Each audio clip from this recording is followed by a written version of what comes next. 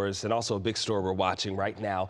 Flight disruptions continue at the world's busiest airport after chaos erupts in Mexico following the killing of a cartel leader. Atlanta News First reporter Niamani Watson joins us in the studio now. So Niamani, many flights at Hartsfield-Jackson Atlanta International Airport were canceled this weekend to certain parts of Mexico. Right. This weekend and those flight disruptions continue into today. Several airlines, including Delta Airlines, saying because of the unrest in Mexico, most flights are being canceled to and from Puerto Vallarta and Guadalajara. Like, this is video taken by an Atlanta resident who is currently in Mexico. He says he woke up Sunday morning to the sound of multiple explosions outside his vacation rental.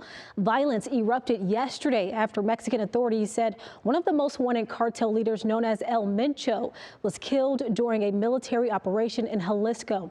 The Trump administration says El Mencho was one of the top traffickers of fentanyl into the U.S. and a top target for the Mexican and U.S. government.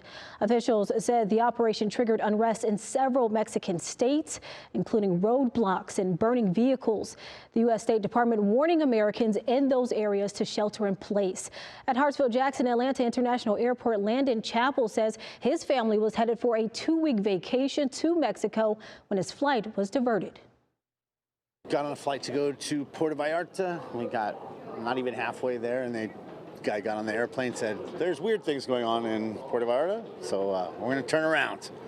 And that was it. There's no more information. Got my kids, my wife. Yeah, this is our big vacation, and now it's gone. The Trump administration says the U.S. provided intelligence support to the Mexican government for the operation. Meanwhile, Delta says flights could be affected through Thursday. Airlines encourage people to continue to check their flights. Brooks.